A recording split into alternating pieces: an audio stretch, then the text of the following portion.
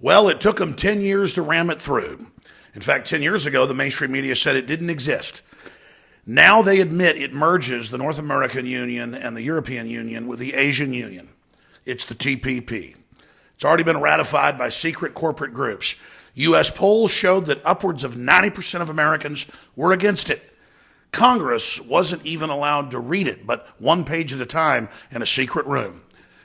And after it was voted down repeatedly in the House, it finally passed earlier this week. And today, just minutes ago, it passed the Senate. And the media spun it like it was a victory for Obama and his legacy. His legacy, like it's a football game, like the New England Patriots won something. This is, in the 240-year history of this country, the biggest blow to our sovereignty ever. We've got 3 sections of it that have been leaked by WikiLeaks. Another 25 are secret. Those 3 sections alone make the president a dictator. Congress has no legislative control over borders, over trade, over finances, over currency. It is truly mind-blowing. And Congress is so blackmailed, so controlled, it was rammed through. To the Democrats' credit, a lot of them in the House and Senate voted against it, along with the Tea Party. But the Republican establishment, Democratic establishment, combined forces yet again against the American people. Look, in the past, armies conquered nations. Now it's these corporate boards. It's all through fraud. And we can expect to be looted. We can expect to have our laws made in secret, just like the people of the European Union. This is a very sad day for America. It's so surreal. It's so breathtaking. I have trouble myself believing it happened. I was so excited last week when there was incredible pressure on the House and they voted it down. But Obama traveled to the Hill, twisted arms, and got a bunch of Democrats to go over to him. They used the whole Confederate battle flag diversion as a way to get people obsessed on that. And we took it hook, line, and sinker.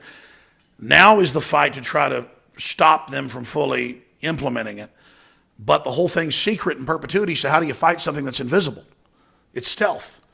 And that's what the North American Union documents talked about that got released by Judicial Watch when they sued back in 2007, was that it's North American integration by stealth, and that they would then integrate North America with the other unions by stealth as well. That's in the document. I cover it in my film, Endgame Blueprint for Global Enslavement. We'll be on the radio tomorrow, 11 a.m. to 2 p.m. talking about this issue. But understand, the bottom's now fallen out. The government's gone full tyranny, and nothing is stopping them now because of the blackmail, the insider trading, whatever it is. Katie barred the door. All over the world, governments are pledging their support to the big 6 mega banks, and we are headed towards world government. The Pope has called for a global government. Everybody's calling for one in the establishment. It is a unified front, left, right, and center, to bring in an unelected, secretive, planetary corporate government.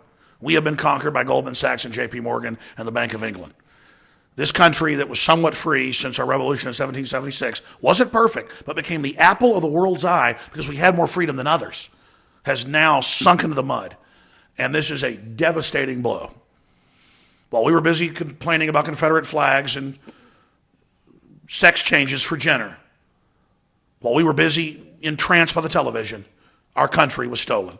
As Thomas Jefferson warned, if private central banks are ever allowed to issue the currency, our grandchildren will wake up homeless on the continent our forebears conquered.